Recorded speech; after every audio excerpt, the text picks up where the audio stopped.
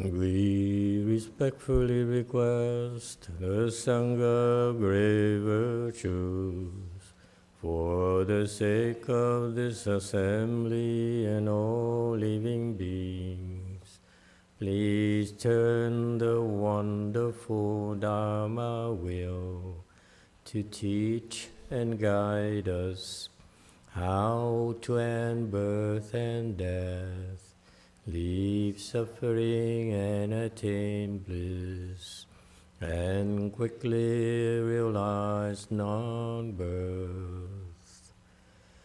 Cung thính đại đức tặng thinh, vị thứ pháp hội cấp nhất thiết chúng sanh. Tịnh chuyên diệu pháp luân giao đạo ngã môn, như há liêu sanh thoát tư ly khổ đạc lạc, tất chứng vô sanh. Homage to the Blessed, Noble, and Perfectly Enlightened One. Nam mô Sa Đàn Thổ Sư Chế Đô Ye Ơ La Hơ Đi San Miao San Pu Tô Xie.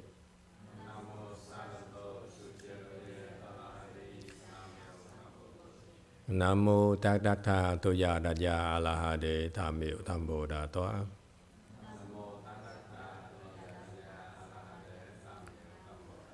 The unsurpassed, profound, subtle, and wonderful Dharma in 100,000 million aeons is difficult to encounter. Now that I'm able to see and hear, I will receive and maintain it.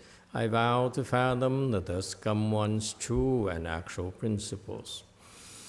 Wu shang sheng sheng wei miao fa bai qian wan jie nan zao yu wo jin tie wen de shou qi Yuan Jie Ru Lai Zhe Shi Yi.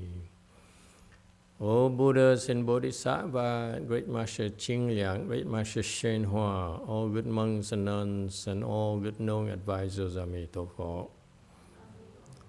诸佛菩萨、精良大士、师父上人、各位出家人、各位上居士、弥陀佛。Chư Phật Bồ Tát kính thưa Thanh Lương Đại sư và Thượng Tiến Hóa, quý thầy cô và quý vị thiện tri thức A Di Đà Phật. Hello everyone. Today is the 7th of June, 2024. Thank you all for joining our discussion of the prologue to the Avatamsaka Sutra. Let's see, which slide are we on? I don't have a slide here.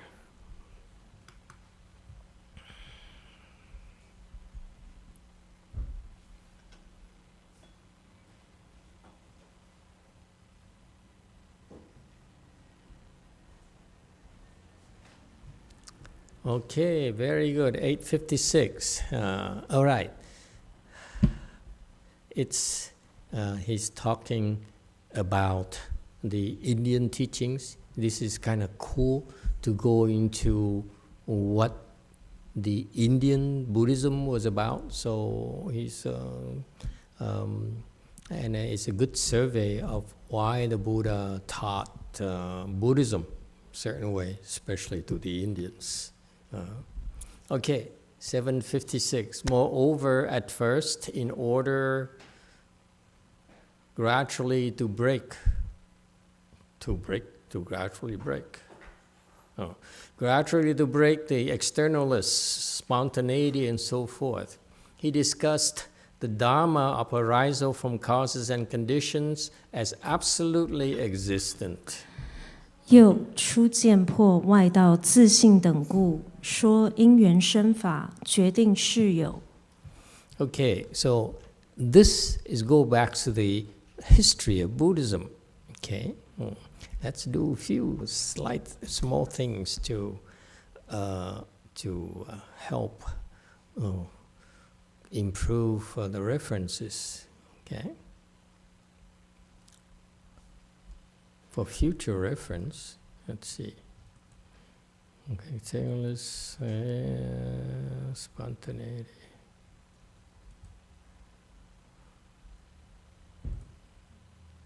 Okay, fine. Okay, so it's referring to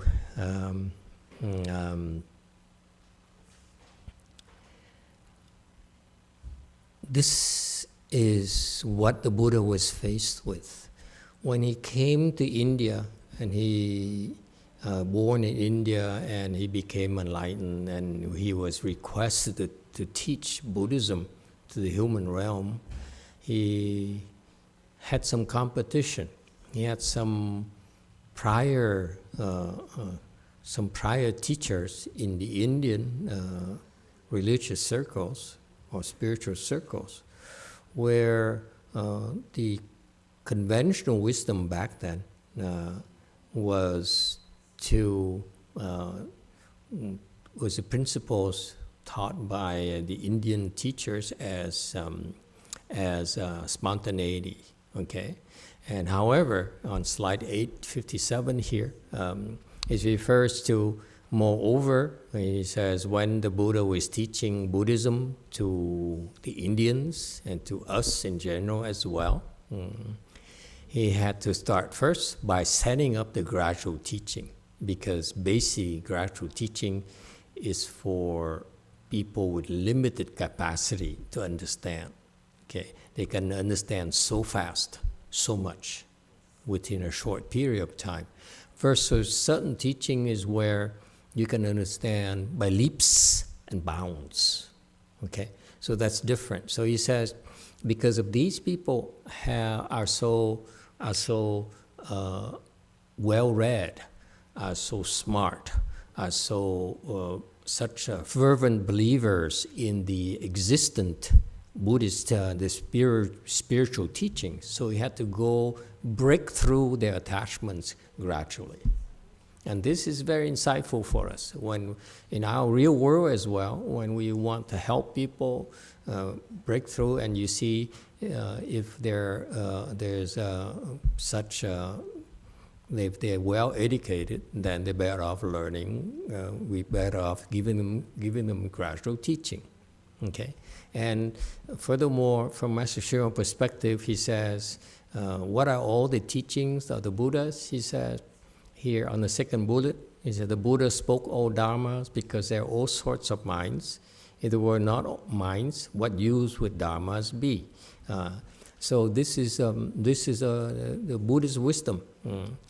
The Dharma are spoken in order to help rectify the minds of living beings.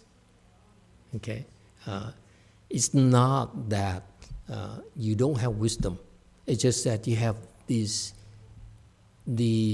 false beliefs, these erroneous beliefs that the Buddhist teachers need to devise dharmas to help you undo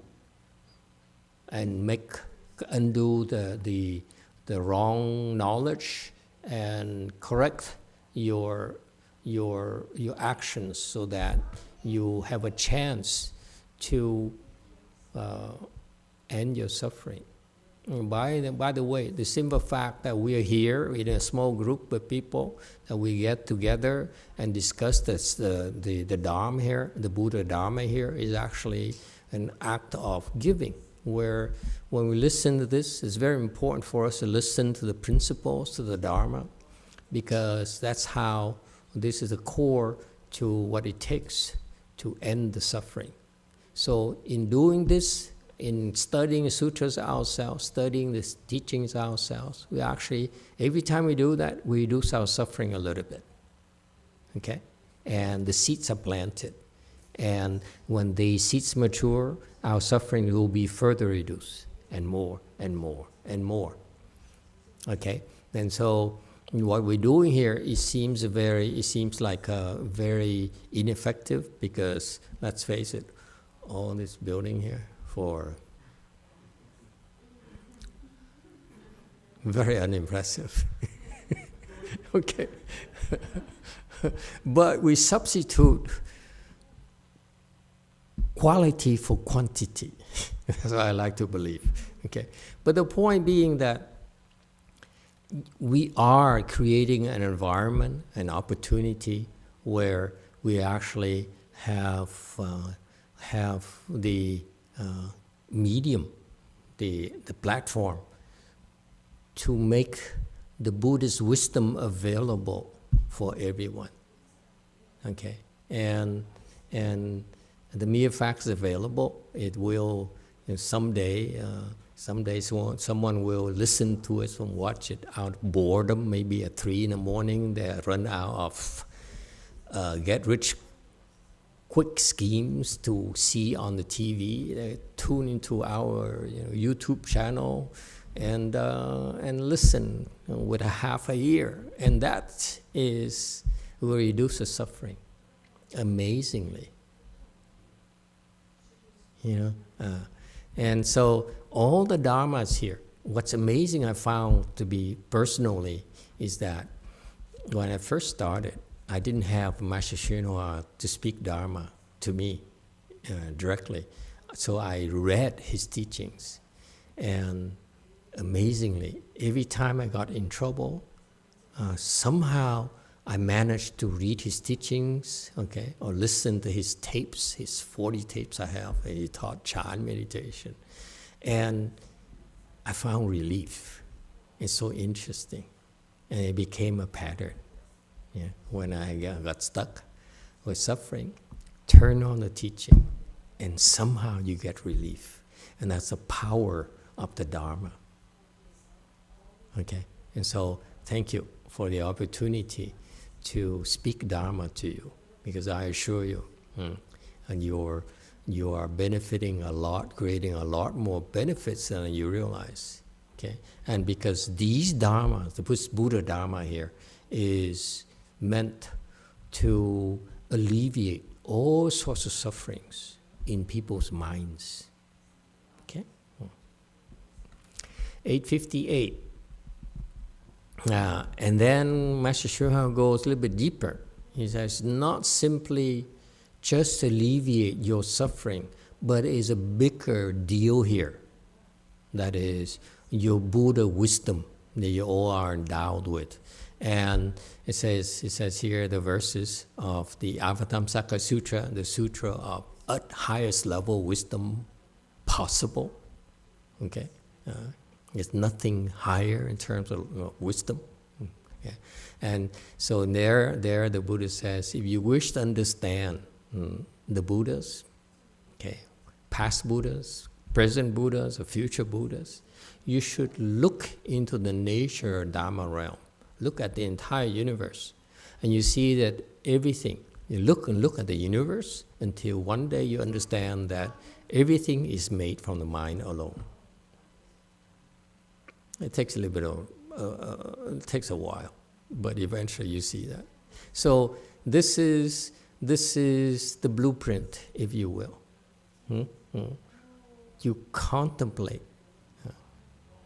So the process, this is why this is a training process that we give you on the Chan Dharma door.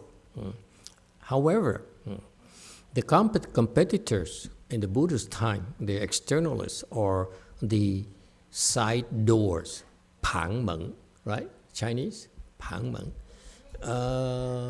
Pang is side, so they translate it side doors. What does it mean to you? See, he is explaining here is the externalists. That's different. He says there are externalists and side doors. What are side doors?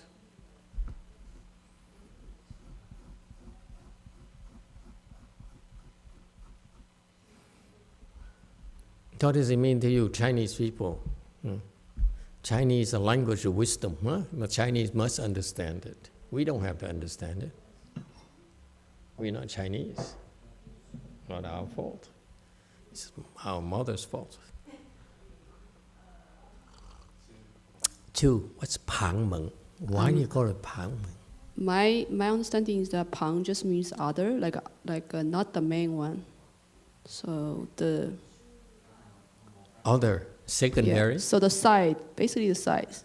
Side, yeah. Okay. So you have the main entrance, you have the side entrance. They're not the main thing, yeah. But they are like side dishes.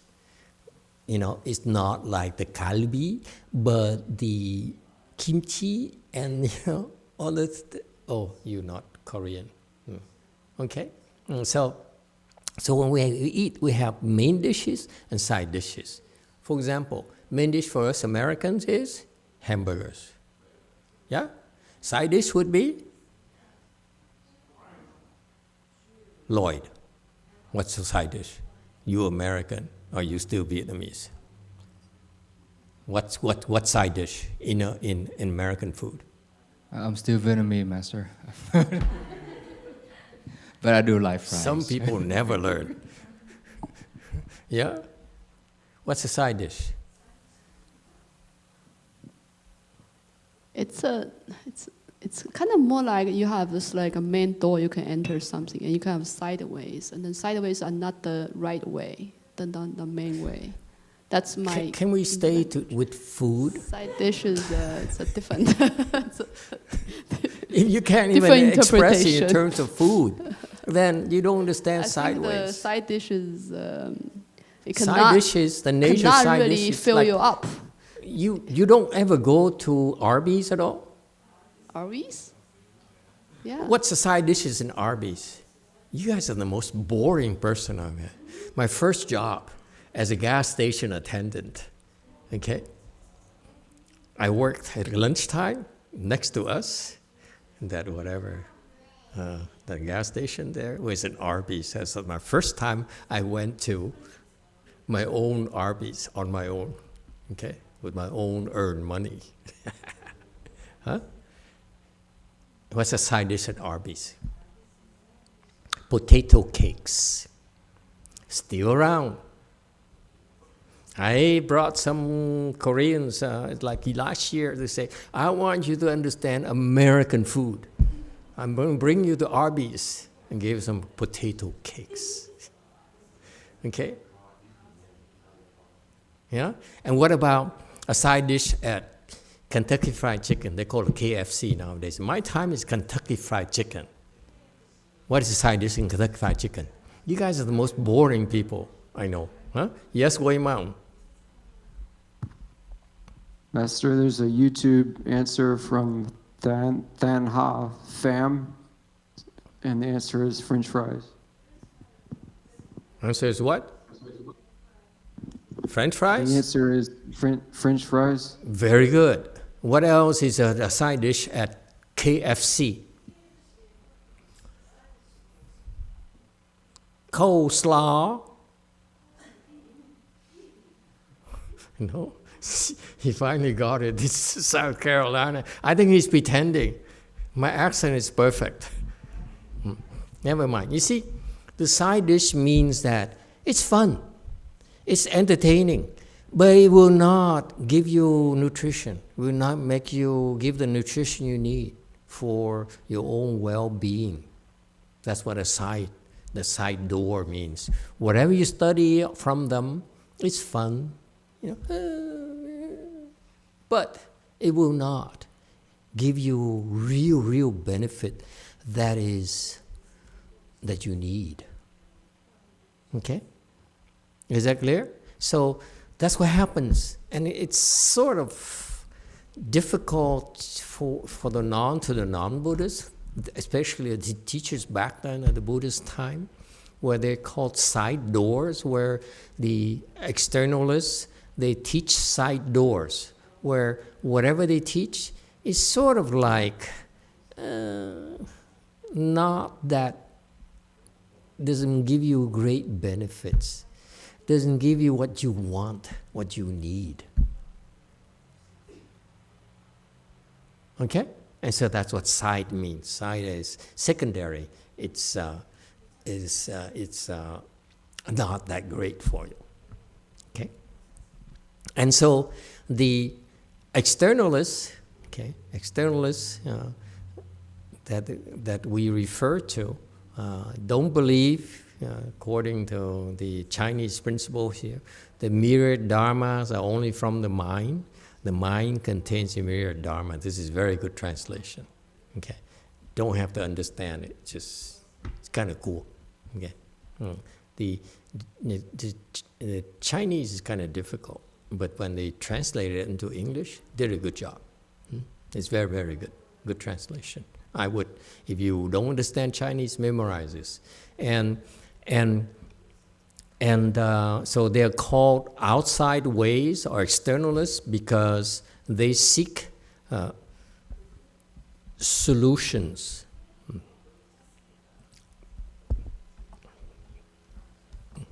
Dharma, capital meaning Buddha Dharma, meaning the ultimate wisdom, the ultimate principles, the ultimate knowledge. The highest knowledge, the highest level of knowledge that you have,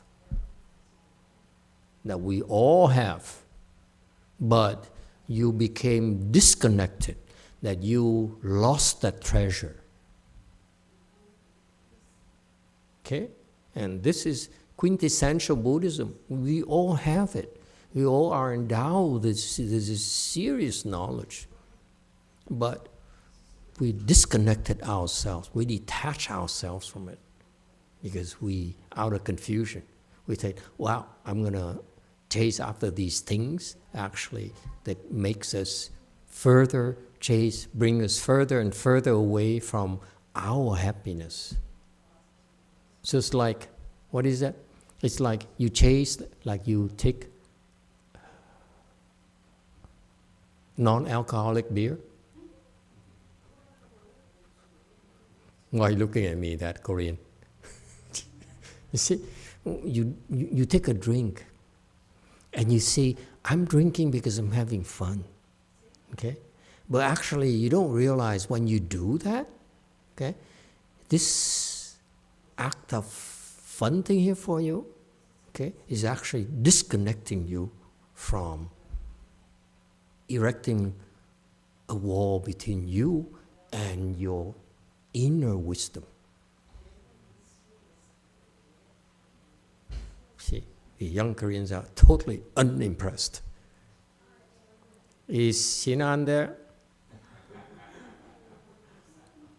I'm going to refer to my real wisdom person at JC. Okay? And so when I last went to Korea, I tested them. I said, let's have pizza with non-alcoholic beer. And everyone's so excited. And after I'm gone, I think they all continue because they said, since Master approved, therefore it must be okay. You see, that goes to prove to you that people are so easily confused by a little fun a Master give you. So what's going to happen to you when you by yourself? Aren't you worried? I am worried about my Korean disciples. I heard they also then went to Europe and ordered non-alcoholic beer everywhere they went. Spain, Germany, I'm sure Portugal, because Master approved. Master drank it. For the record, I drank it, but I didn't enjoy it. What? What's so funny? It wasn't that great. Never mind. Okay? And so this is what happened to the non-Buddhist wisdom, the non-Buddhist teachers, those who teach to proclaim, to bring you happiness and pleasure and fulfillment, okay? If they teach things to you, they guide you in their practice that is not about fixing what's wrong in our minds, then it's called externalists, because they're going nowhere.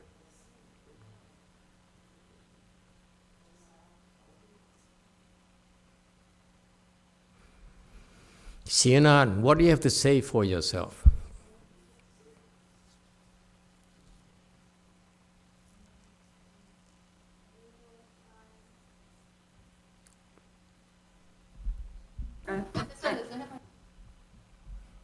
Are you an externalist? Hello. Master, do you hear me? Very well. I was only impermanently externalist at the brewery, I think. Temporarily. Temporarily the externalist. There's hope after all for K-Land. Yeah. Okay, so that's what happens. And this is sad, because we're not talking about spiritual thing, but we're talking about intellectuals as well. Okay?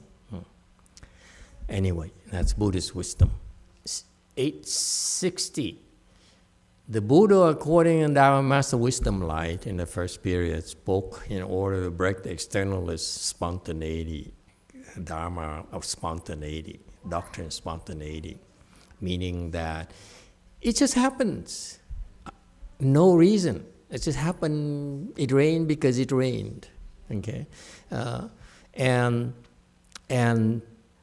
it's a natural occurrence, if you will, and that's what they observed, and they believe it. It makes sense to them and to their followers, and also once they got that, because they have no real wisdom, whatever they taught is also and so forth, a bunch of hogwash. It's nonsense. Right? 861.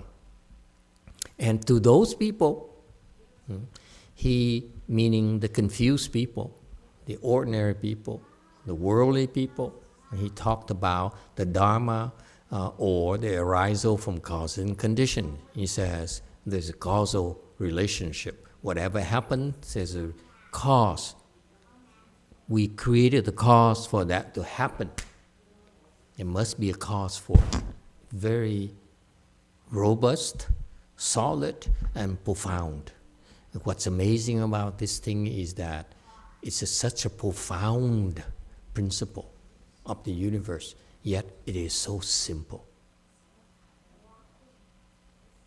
Okay?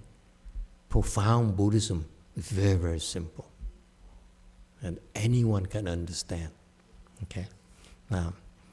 And it worked because his externalist disciples follow him and listen to his sermons, his preachings, and they open their wisdom, okay? And because of that, they enjoy the bliss of liberation. Liberation here refers to the kinds of pleasure and bliss that you experience that's a higher level than all worldly pleasures. Okay? And this is the proof, all the proof they needed, his disciples needed to continue the practice. Okay? So my point being that in Buddhism, the reason it worked is because it's you who experienced it, not the Buddhas. Okay? It's about Buddhist teaching. It's not about knowledge, ultimately. It's about wisdom to help you end your suffering and experience greater joy, greater pleasure, and bliss. The Chinese only teach you about bliss versus pleasure. I'm telling you, if you practice, your pleasure will be greater. And that's Mahayana teaching. Okay? The more empty you are, the more you detach, the greater the pleasure derived from life. And that's ultimately translated in here as true emptiness is wonderful existence.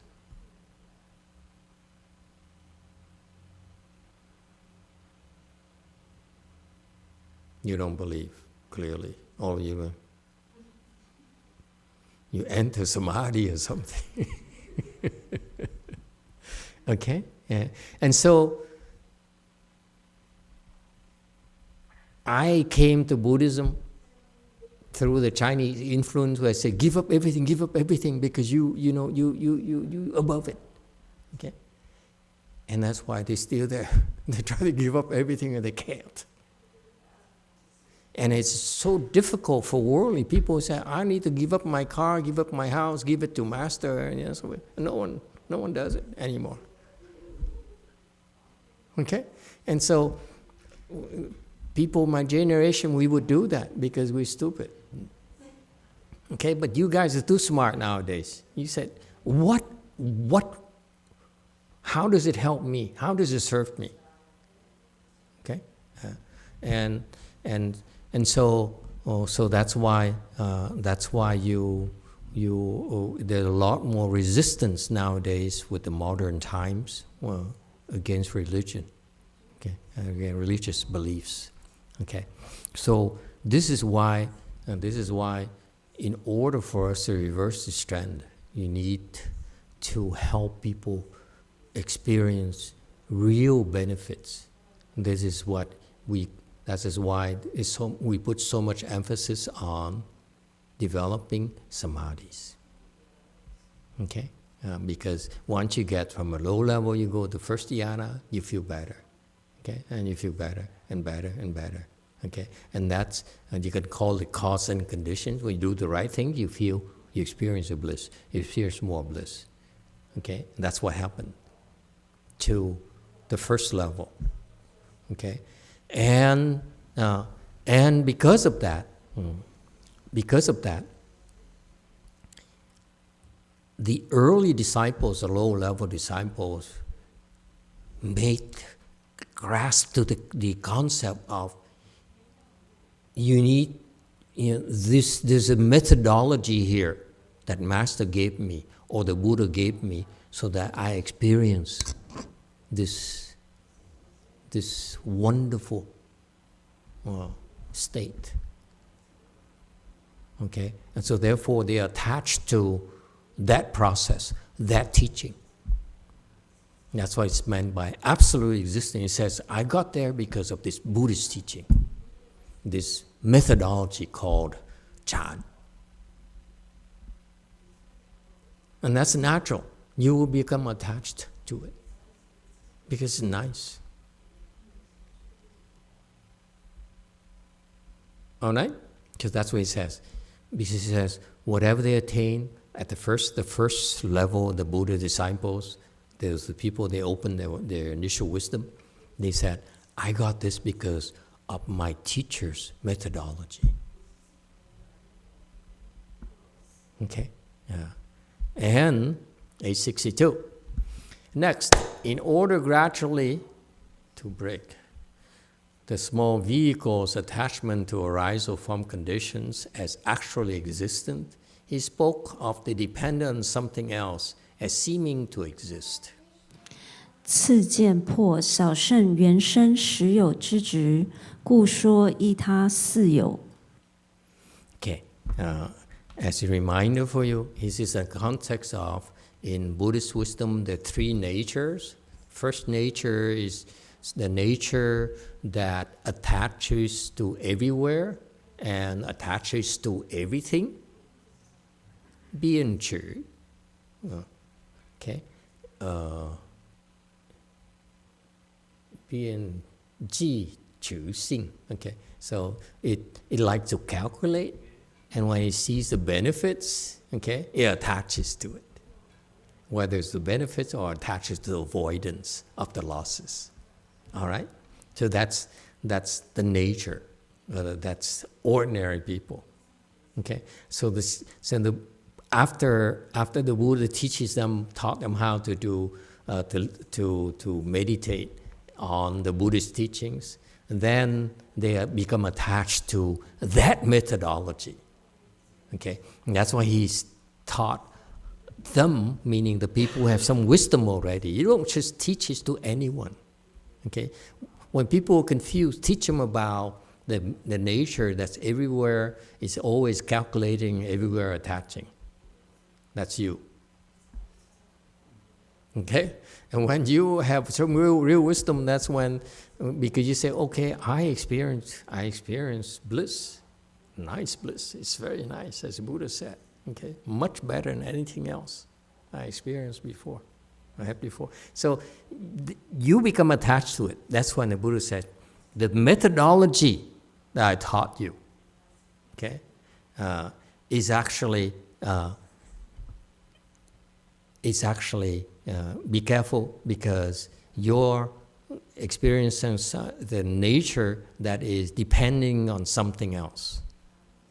Okay, that's the second nature, meaning that by itself it doesn't exist. It depends on something else. Okay, so meaning that the bliss you experience, the arhats, the sound hearers experience, is because they attach to that methodology of that teaching. Okay, and I personally fail to understand why the Buddha makes it so complicated, and Master Ching Yang enjoys it so much. I would not even go into the three natures. Okay. But anyway, that's what he chose to write about. Because it basically is saying that you are attached to the Buddhist knowledge of emptiness. That knowledge there, that process, okay, that brings you there, you attach to that knowledge, to that process. That's why whatever you experience depends on that, which is not real. And what's a good substitute for that?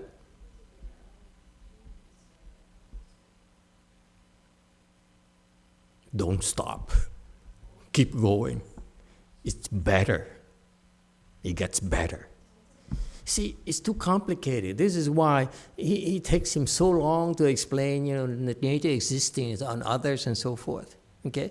You see, so it's so complicated, but it's so scholarly because no one gets it. Okay? And actually, what's interesting here is Master Ching Liang points out that behind the sound hearers' problems, is that there's a fear of something that they cannot understand. It's called true emptiness. They experience emptiness, but they have not experienced true emptiness. And they're afraid of it. I said, wait a minute, I thought I got everything. The Buddha taught me everything. But it turns out that I don't know everything yet, and therefore there's this fear, okay?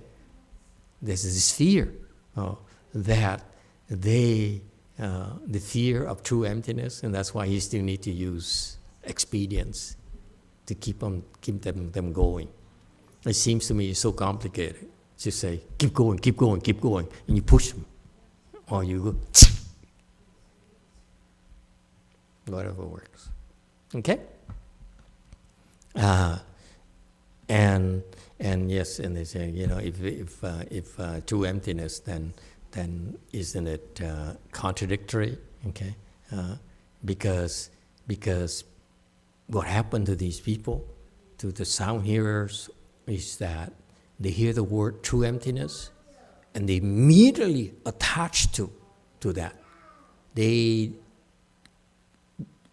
were not able to patiently listen to the rest of the teachings. True emptiness and wonderful existence. Okay? So they experienced emptiness, but they have not experienced true emptiness. So that's why the Buddha had to go to the nature that arises depending on someone else, something else. That's how he explained it. Okay? If you're into that kind of thing. I'm not. I'm just... It's too complicated for me. Yes, JC.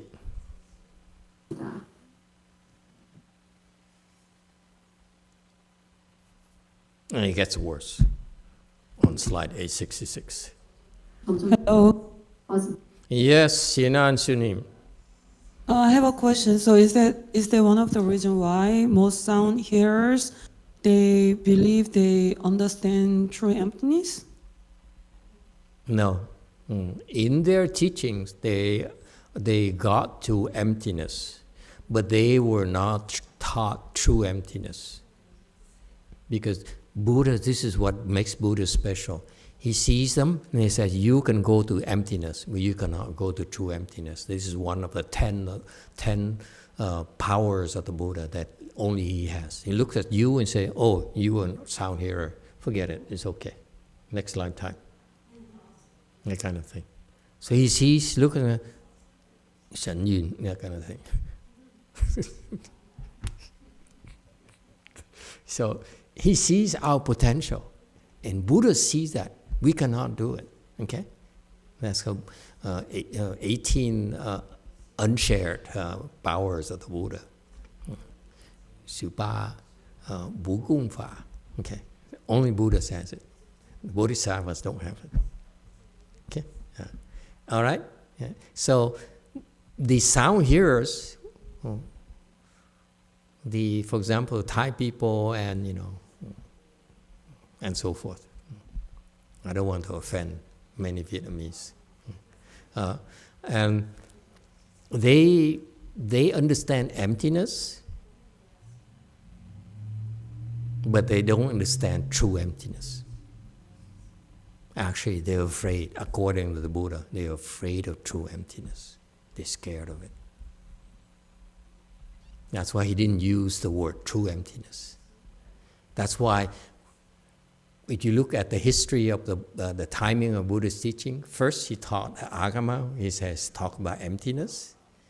And then, in order for you to become enlightened, has to be true emptiness.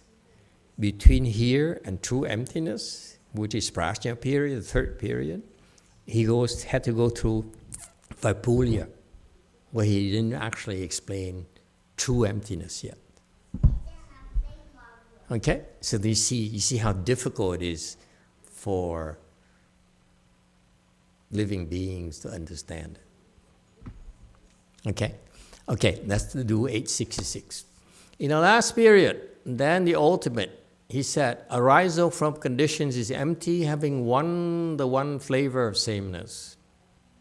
后时方就就近，而说原生即空，平等一味。 You see? When I first read this thing, I said, oh, okay. Because it's too much. What is he talking about?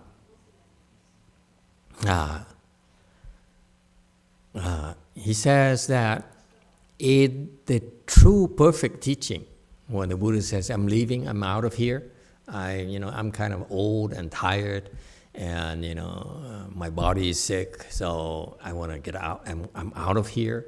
So that's why it's called the last period. He says it's a very short period. Okay, and so he had to teach the ultimate perfect doctrine, and then he says the arisal from conditions is empty. So the Buddha said the Dharma production from conditions, that's causes and conditions, I proclaim it's just emptiness. On one hand, it's called false names. On the other, it's called the meaning of the middle way. So he started teaching the middle way. Okay?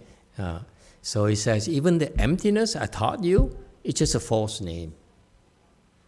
Meaning, even drop your concept of emptiness or your belief in that as well. Okay? It's just temporary. All right? And basically, it's nothing. They all have one flavor of sameness, the principle of emptiness, and he'll elaborate more the flavor of sameness. Flavor of sameness is that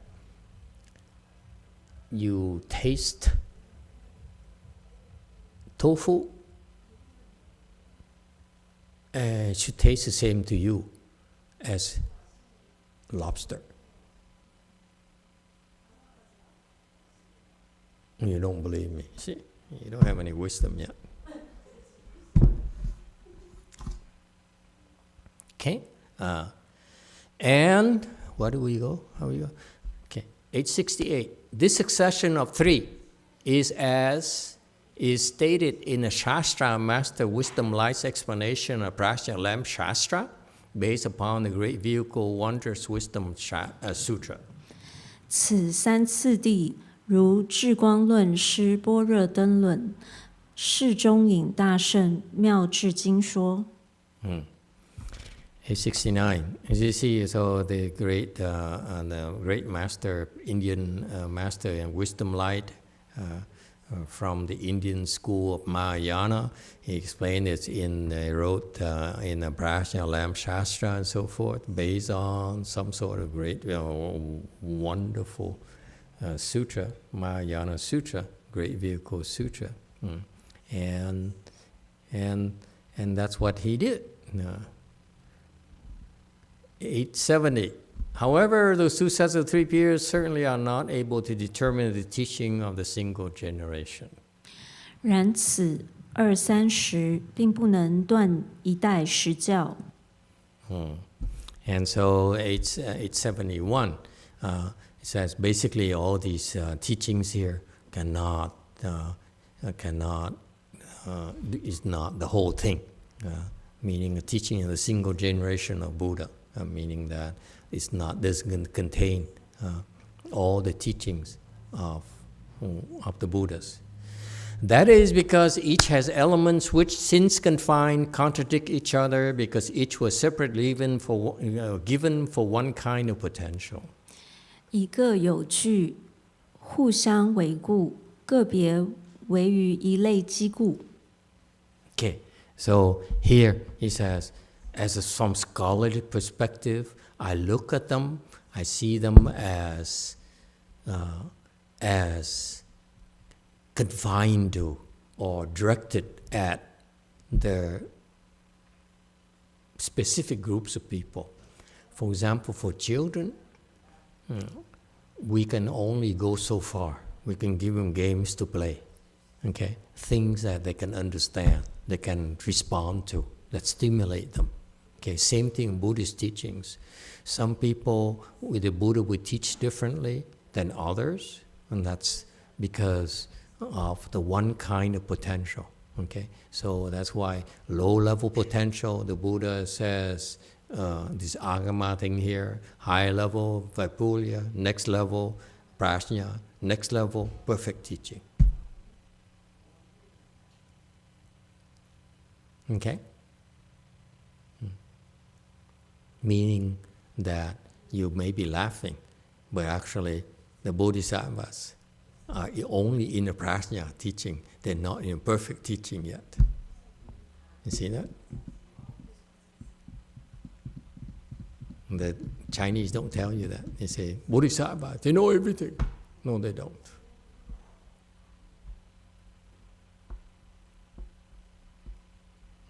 Okay? They only understand so much in a prajna period. They cannot go to the perfect teaching yet. All right? Any questions? It's okay, just listen. Don't worry. Don't feel bad. You say, don't say, huh? Yes, JC. 경전에서 말하는 마음이 무엇인지 알고 싶습니다. Master, I want to know what mind is.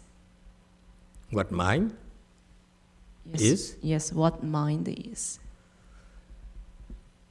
What mind is?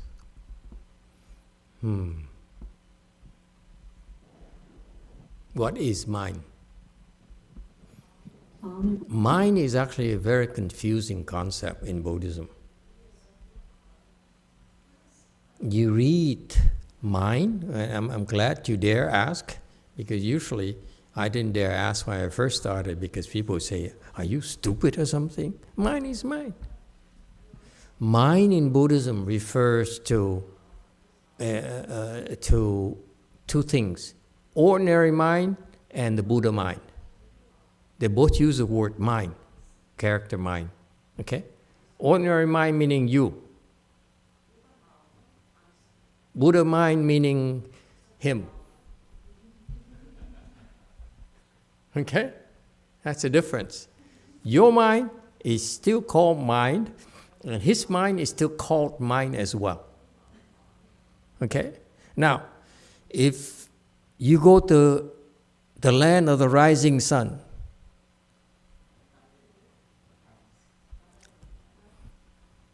you don't know what the land of the rising sun is? That's what we call Japanese land. Japan, okay? You go the land of the rising sun. Mind now means what? Your tummy. Because when they do seppuku, you know what seppuku is? You guys really don't know anything at all. I'm so unimpressed by you. The samurais, they have two swords, right? A long one and a short one. The long one is to kill you. The short one is to kill themselves. Killing themselves is called seppuku. Harakiri.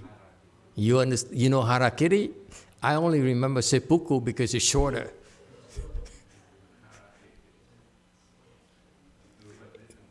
Seppuku very much like French. Seppuku. Okay? Japanese is seppuku, French is seppuku. To ask of me to kill myself. That's how I remember it. Seppuku, he said, you're supposed to do seppuku. Okay? Meaning you take a small word, the stick in your thing, and go like this. Okay? It hurts a lot. Because you don't die right away. You're not impressed. Okay? So you go like this, and it hurts like hell. That's why they usually go halfway and they can't and they can't anymore. I mean, it's too late for them to pull out. And they can't die, so what the heck are you going to do? Seppuku! You understand now? Why I can memorize it as seppuku? Because seppuku? Harikiri doesn't mean anything to me. But for you to ask me to kill myself, that's seppuku. Huh? It's too much. Okay, French joke. Okay, so what happened is that in the Japanese culture, the mind is actually, they believe to be in their tummy. Yeah. That's why they eat a lot of sushi. Never mind. Okay, so anyway, going back to Chinese culture, let's forget about Japanese for now. In Chinese teaching, mind, okay, and the same thing it translates into Korean, into English as well. That word, seen in Chinese, in Korean is what? Hey, Korean girl. K-girl. Him. Kim? Kim like kimchi? Sim? SIM? Like a SIM card on the phone? SIM card, okay. So, in Korean it's sim, okay, it's actually comes from sin in Chinese. It has the same meaning. It's both your conscious mind and the Buddha mind. And it's very confusing. Because when you read I first read a lot of treatises in English translation from Chinese, from so forth. They keep on talking about mind, and I have no idea what they're talking about. Your mind, my mind, or Buddha's mind, who knows? Or even Seppuku. Which one are we talking about? Okay? And so it bothered me. Okay? And unlike you, I could not ask anyone because I said, why are you doing this on purpose? Why you teach the same? Why can't you use different characters to tell me because they're different, right? My mind is certainly not the Buddha's mind. Yes. Okay, Chinese person to the rescue. Master, is that because the mind can switch? Like, so is it correct to say our mind is the thinking mind, and then the Buddha mind is the non-thinking mind, and then our mind can become Buddha's mind at any time. So you cannot use two words. You agree, Vietnamese? There's some wisdom there. Yeah. Basically, why is it the same? It's beautiful. Actually, the reason is beautiful. But this is why I resent the Chinese for that. It's too beautiful, and that's why they kept it for themselves. They would not explain to the Vietnamese, not to the English, no one. They only understand it themselves. They don't explain to their own kind nowadays. You're not Chinese enough. Because why? You Chinese now only read simplified Chinese. See? You have to go to traditional Chinese to get the true, authentic Chinese wisdom. I'm serious. The true, authentic Chinese wisdom is contained in the traditional Chinese characters, not in simplified. No. Okay? This is very serious, folks. Okay? Do it look like I'm joking? No. Don't answer that. Okay? So there's a profound reason for that. It's because your ordinary mind is the same as the Buddha. How is it possible?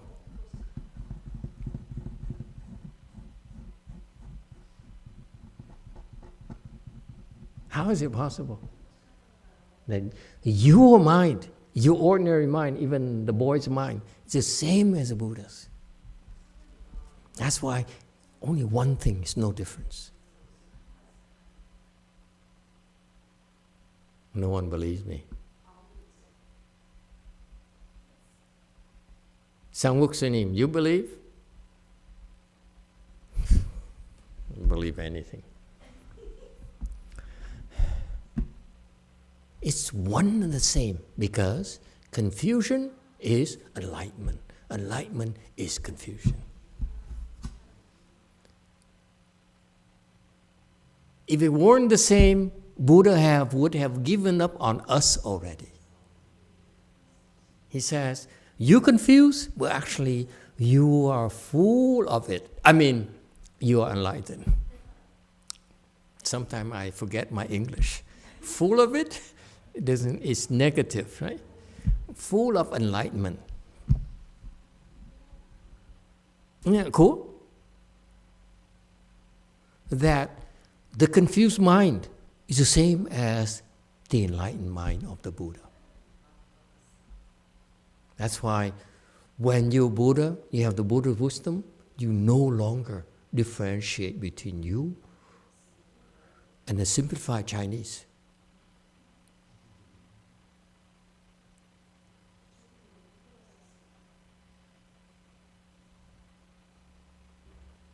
What do you think? That's my theory I just made up today. You like?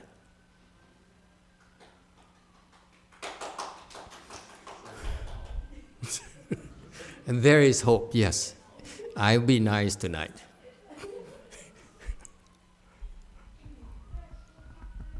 Okay? And that's 875, you can go all this, Deep Secret Sutra, taste one flavor, prajna to all living beings, and hearing the sameness, emptiness, who deny cause and effect, okay, whatever it is, okay, okay, he's talking about, let me say here, that true emptiness and wonderful existence are the same. True emptiness is the Buddha. Let's say, to simplify it for you, because you don't know what I'm talking about. 1, 2, 3, 4, 5. Yeah, most of you don't know. Okay? You don't understand true emptiness. Okay? True emptiness, let me explain and put a very simple term for you. True emptiness is Buddha's. Meaning he can detach from everything. Nothing can attach him like the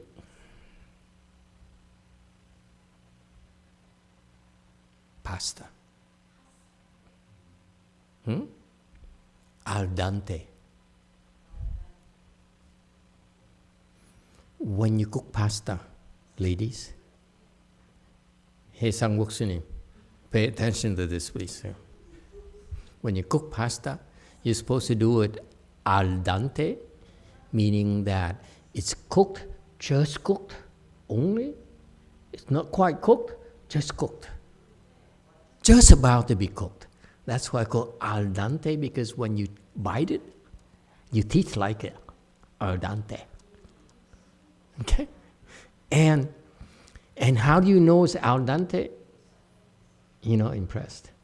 Al dente means that you take out, when you test it, you pull out a strand of spaghetti and you throw it against a wall and it falls off. It doesn't stick to it. I don't think it ever sticks to any wall as far as I know, but this is a test. Play with me, indulge me, okay? Don't pick on me. Okay? I always chuckle when people say, take a pasta and throw it away. I say, oh, never stick, man. Al dente or not al dente, nothing sticks to a wall, let me tell you.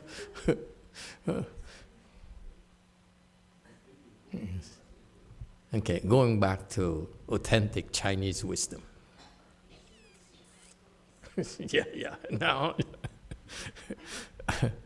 Okay, and so what it means is that true emptiness is called wonderful existence. Wonderful existence is us, with all the confusion, all the red cars, all the nastiness of the world. The Buddha calls it wonderful existence. Isn't that cool? He calls you wonderful existence. And then only he can do that. Okay?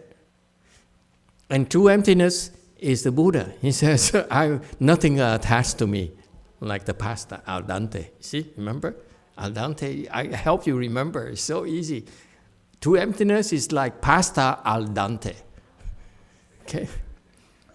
Wonderful existence is that pasta al dente with pizza sauce, with marinara sauce. Anything sticks to it. Okay?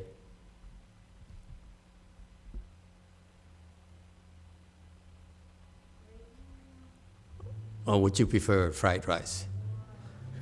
Fried rice is you can make fried rice with anything. That's called wonderful existence. I hope you're hungry because I'm feeling hungry. Shouldn't have talked about food tonight. That's a problem with our cultivation. We're not supposed to eat dinner, but if we talk about food, I have dinner. It's easier not to get hungry when you don't think about it. That's what people don't realize, that at night you feel hungry because comes around 4 or 5 p.m. You say, what I'm going to have for dinner. You don't realize when you do that, you need to eat. It's amazing how we condition ourselves. That's what the Buddha says, you're such a wonderful existence. Okay, that I hope it helps. Okay, so that's why I prefer to explain it this way. Wonderful existence is the same as true emptiness, because the Buddha is true emptiness. He looks at us as you and me are the same. It's so Buddha.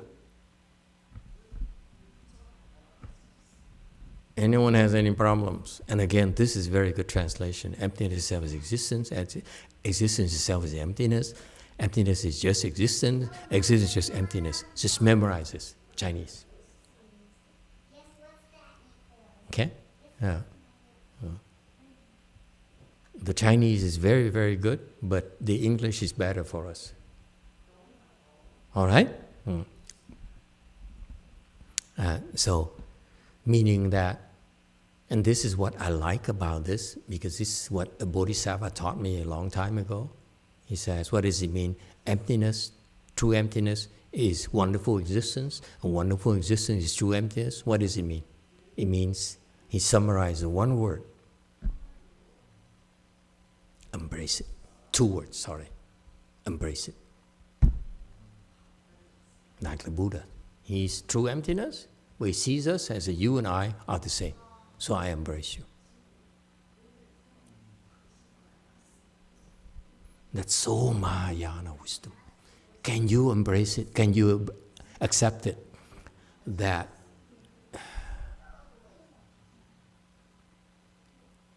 you like boys.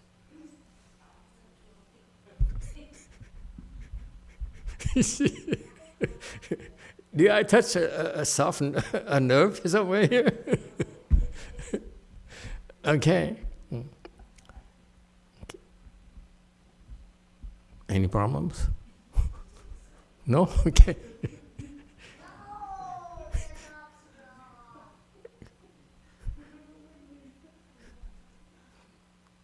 Don't encourage him. Okay, 877. For that reason, the third period for them divides the singleness of Dharma into doctrines of emptiness and existence.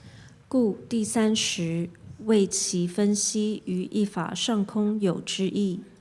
Okay, so this is scholarly thing again. You say, third period, prajna period, it's actually the singleness Dharma here, they're not ready. He's not ready to teach you the one flavor yet, true emptiness yet. He teaches you like emptiness and existence. Yes, 2. Sorry, can we go back to the previous slide? Of course, we can go back to any slide you want. I embrace it all.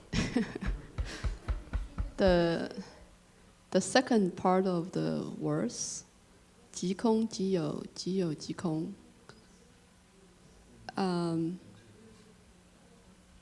What's the difference between the second part and the first part? And the first part? Yeah. I have some guess, but the English does not. Yeah, could you explain? The first part says emptiness. Okay, that emptiness is existence. That existence is emptiness. In English, we drop that.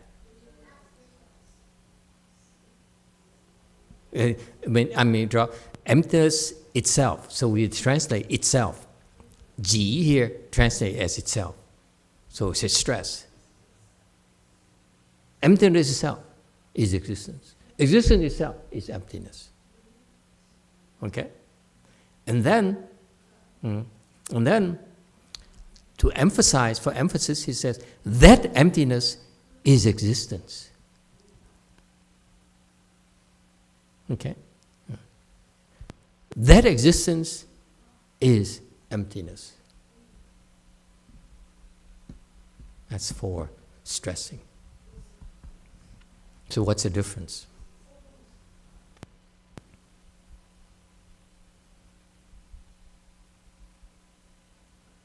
Only Chinese people will ask this. For us, we're so happy. In English, it's all different, right? So what is your explanation in Chinese? This is just a hunch, but then it reads to me kind of like if there's emptiness, there's existence, and if there's existence, there's emptiness. kind of like that.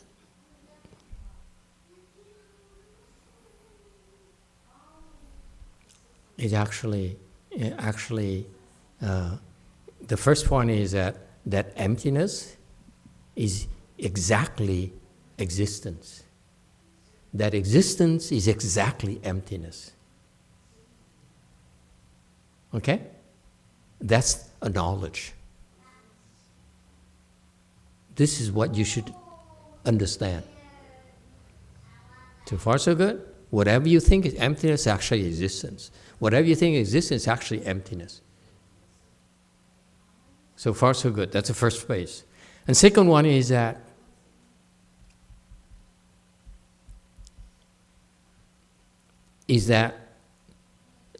emptiness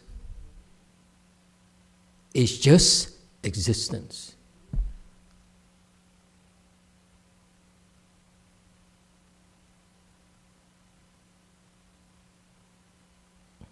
No, you should not that. I'm still struggling to explain to you still. Okay. 空即是有 the emptiness, okay, itself is the same as existence. It's the first line. Existence itself is the same as emptiness. It's a concept. So far, so good? Okay. Second one is that we could look at it in terms of behavior. Easier for you. First one is understanding. You Chinese people get it. Okay. Second one is 即空即有, meaning whatever is empty, okay, is actually existence. So just because it's empty, don't reject existence. Just because existence, don't reject emptiness. So you can interpret it in terms of behavior. First one is knowledge. Whatever is empty is actually existence. Whatever existence is actually empty. You should know that. Number two, second line is that actions. If it's empty, okay, don't reject it. Actually, it embraces existence. Whatever existence here, okay, is actually empty. So it has to do with your behavior, if you will. One is knowledge, one is actually translated into behavior. That's the best I can do. Yes, JC. 혹시 그럼 삼매 들었을 때와 삼매 들지 않았을 때가 같다는 얘기인가요? Does it mean that is it the same thing when we enter samadhi and then when we don't enter samadhi? Is it the same thing? No, it's not. It's not that. What he says here. See, remember the first one is the principle. Emptiness is exactly existence. Existence is exactly emptiness. Okay, that's a principle. The one thing here, and then so for emphasis, he says, therefore, if you understand it, that's a principle. The first line is a principle. Second one is that when you're in the midst of emptiness, okay, I can embrace existence. In the midst of existence, I can drop it, just like emptiness, as if it's emptiness. So there's a difference, maybe, if I can explain it, I don't know you can buy this. First is knowledge, second is actual action. When it's empty, actually I'm not rejecting anything. I look at it as empty, but when you give me a red car, I would take it. You don't believe me? Try me!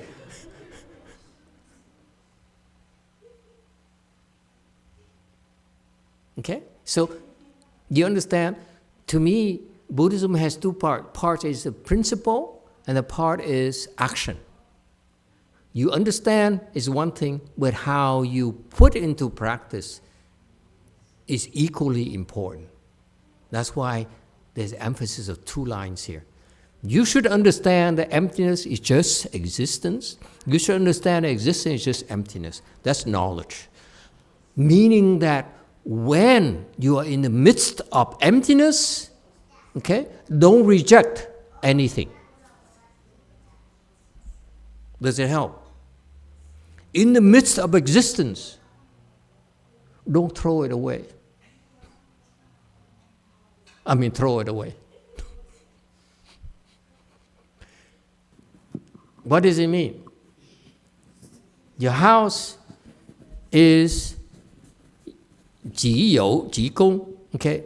For you, your house is existence. But if you have real wisdom, you should look at your house as empty. Therefore, you should give it to me. For me, I look at it as empty, but I accept it because, for your sake, I like it.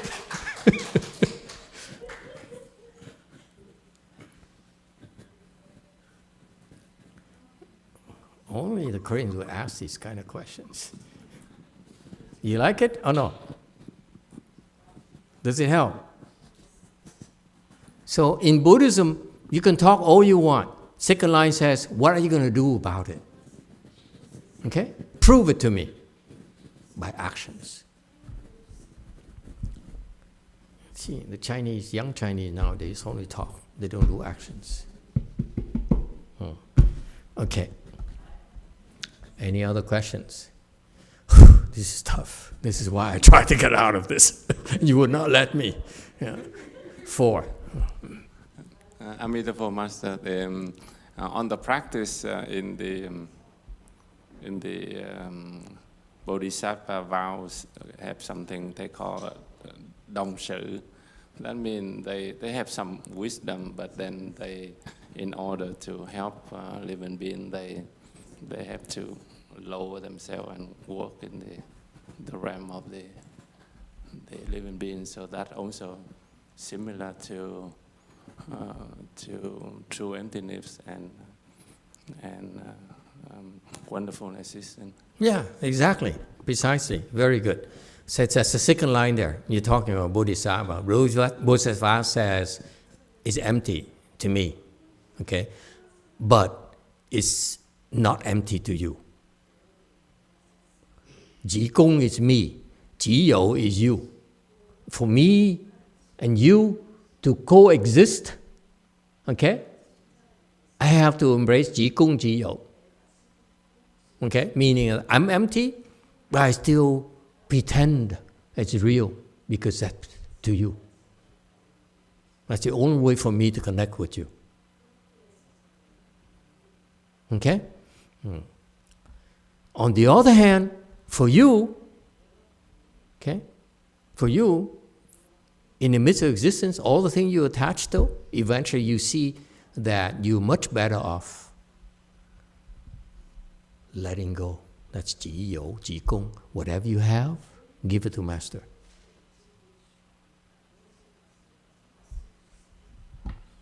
Such profound wisdom.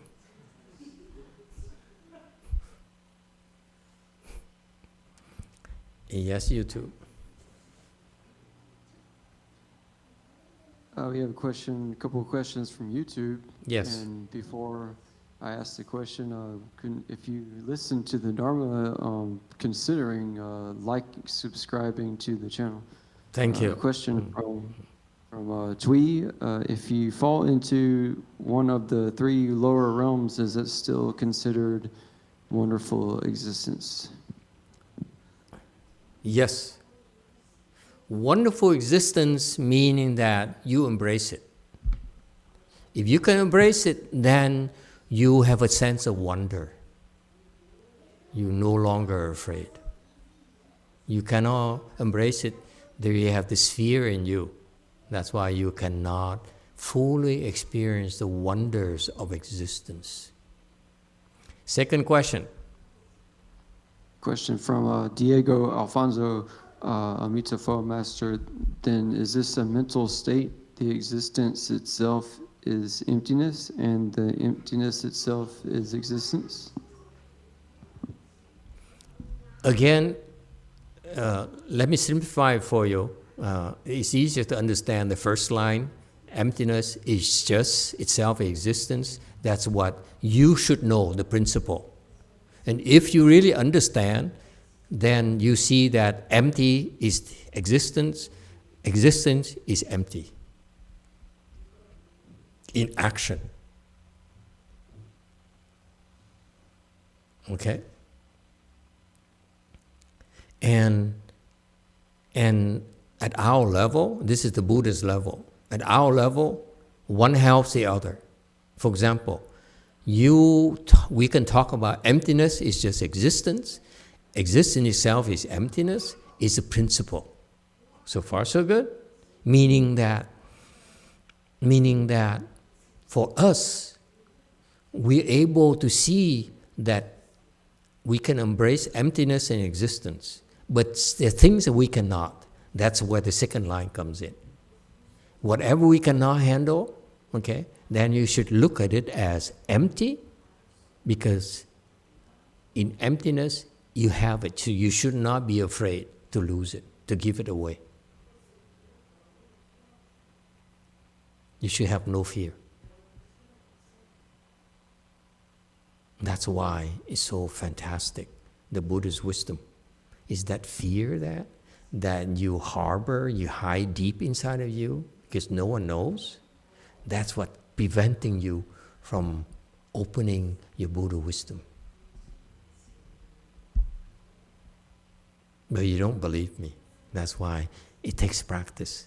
Okay, you have to become less fearful about certain things, next thing, and next thing, and next thing, and so forth. Yes, K YouTube. 네, 한국 유튜브에 Yeah? 한국 유튜브에 두 개의 질문이 있습니다. 첫 번째 질문입니다. 입실 강민석님의 질문입니다. 아미타불 마스터, 공하다는 것을 번뇌가 없다라고 생각해도 되나요? Master, there's two questions. First question is 강민석.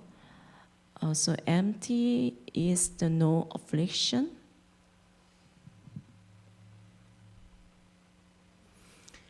Emptiness is you give no thought about it. You don't think about it.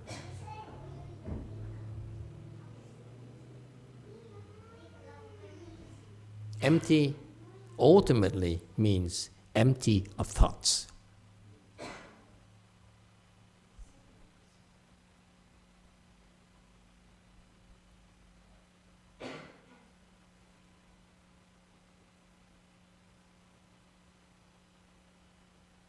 Next. 네, 다음 질문입니다. 안녕하세요. 이병입니다. 가르침 감사드립니다. 창세기에 흑암이 깊음 위에 있고 신이 수면 위에 운행한다는 것도 공을 표현한 것인가요? Master, I'm sorry, I couldn't translate this thing. 현안 선생님 좀 도와줄래요? When this thing is empty, oh, careful, I broke it already. Let me try something else. Something more durable. Never mind, this is expensive too. Never mind, just imagine something. Okay.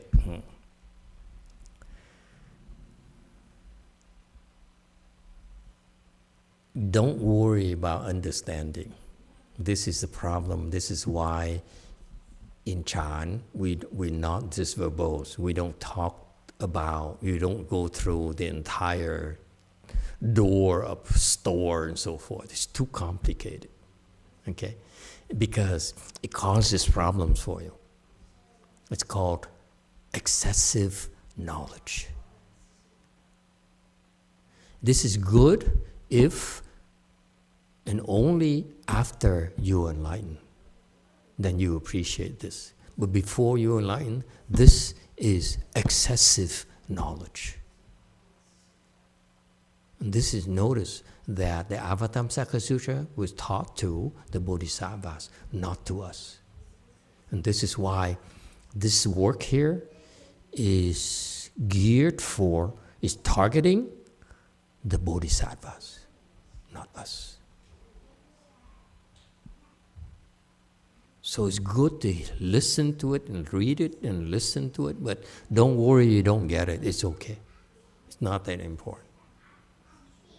Okay? Because the Chan training we give you will help you get to this state without understanding the words, understanding the concepts. It doesn't matter. Because ultimately, your wisdom arises when you stop thinking. When that happens, then you're able to understand all this. Eventually. So I'm not saying this is not important. I'm only saying that this is planting the seeds for you to be more humble. Even after Chan, okay, you still need to go back to this to broaden your wisdom to be able to help others. Okay? That's part of the process. So this is why we teach you Chan, we teach you Pure Land, we teach you sutras as well.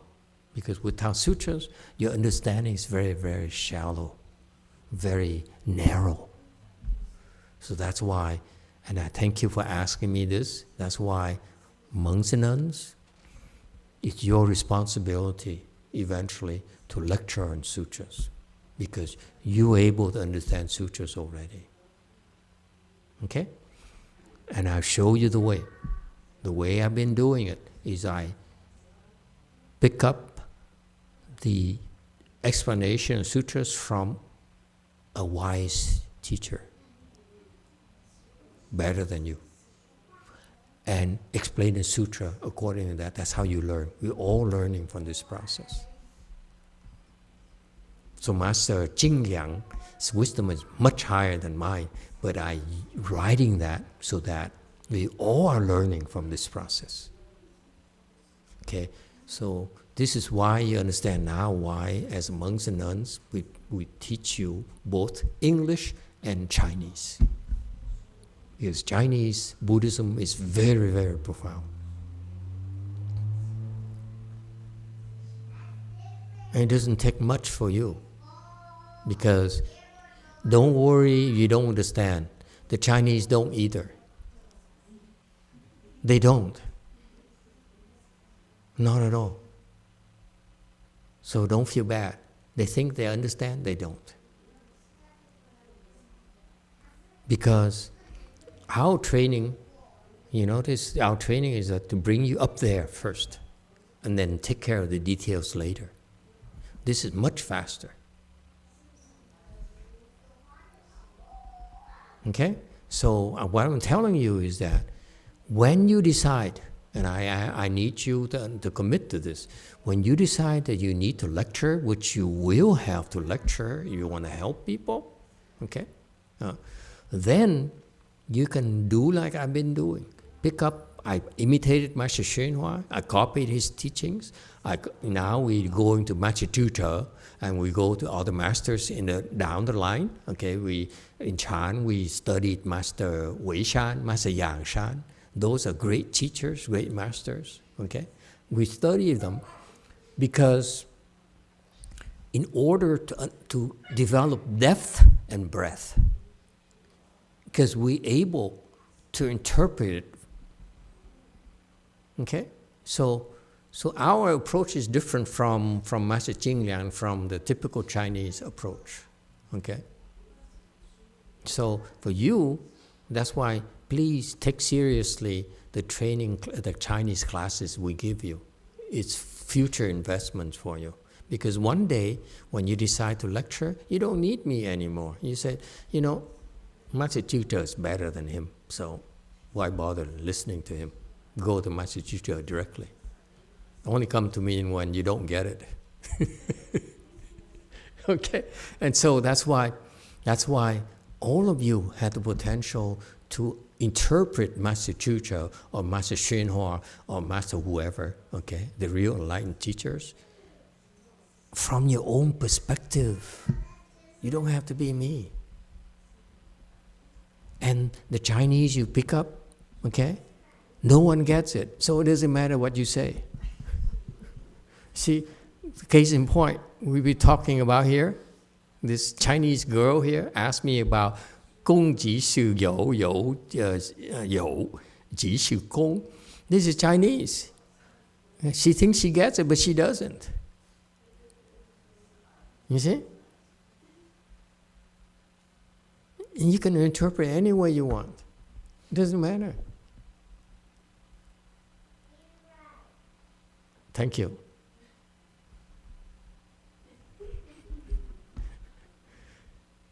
Okay?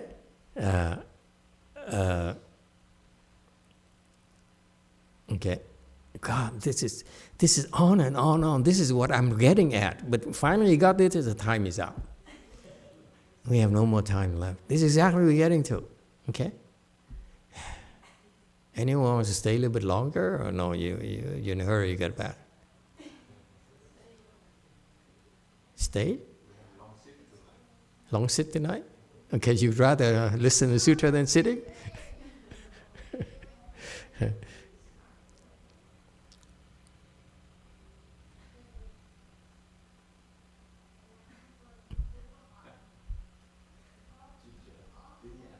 Never mind, it's too much.